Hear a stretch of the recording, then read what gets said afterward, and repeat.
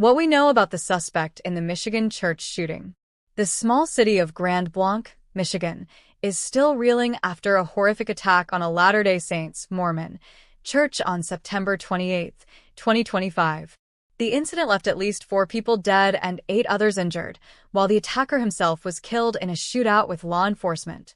As investigators piece together the timeline and motives, a clearer picture is emerging of the suspect, his background, and the sequence of events that led to the tragedy. The small city of Grand Blanc, Michigan, is still reeling after a horrific attack on a Latter-day Saints Mormon church on September 28, 2025.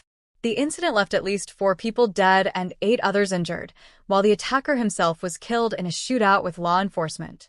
As investigators piece together the timeline and motives, a clearer picture is emerging of the suspect, his background, and the sequence of events that led to the tragedy. The attack on the church. The assault on the LDS church began just before noon, when Sanford rammed his pickup truck into the side of the building, creating an entry point. He then opened fire with what police described as an assault-style rifle, targeting congregants who had gathered for Sunday worship. Witnesses reported scenes of chaos as worshippers scrambled for cover. In addition to gunfire, Sanford spread an accelerant and ignited a fire, causing thick smoke to fill the church. Police later discovered what appeared to be improvised explosive devices at the scene, though it remains unclear if they were functional or meant as threats. Within 8 minutes of the attack starting, responding officers confronted Sanford in the church parking lot. A gunfight followed, and Sanford was fatally shot. Officials credit the rapid police response with preventing even greater loss of life. The attack claimed the lives of 4 civilians, while at least 8 more were wounded, some from gunfire, others from smoke inhalation as the fire spread. Survivors described a terrifying ordeal of trying to escape through smoke and debris while hearing gunshots behind them. Local hospitals have reported that several of the injured remain in critical condition.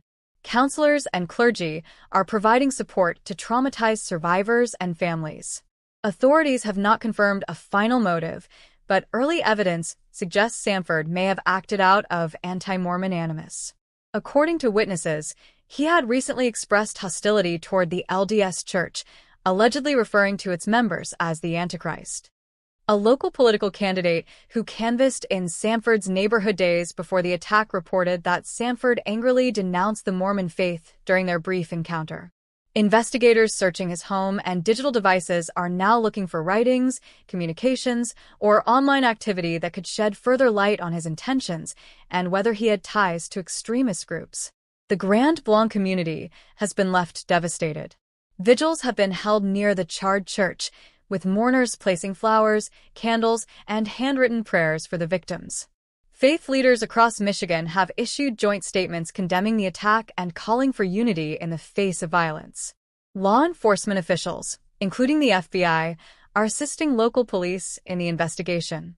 President Biden and Michigan Governor Gretchen Whitmer both issued statements expressing condolences to the victims' families and praising the swift police response.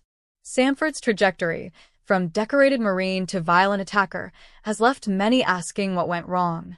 Some who knew him suggested he struggled with anger and possible trauma after his military service, while others point to his criminal record as a warning sign. Still, nothing fully explains the scale and brutality of his assault on innocent churchgoers. For now, investigators continue to search for answers. The attack has reignited debates over gun access, religious intolerance, and how to identify warning signs before violence erupts. As Grand Blanc mourns its loss, the community is also bracing for a long period of healing and reflection. The story of Thomas Jacob Sanford is still unfolding, but what remains clear is the lasting impact his actions have had on a community that came together in faith and now must come together again in grief.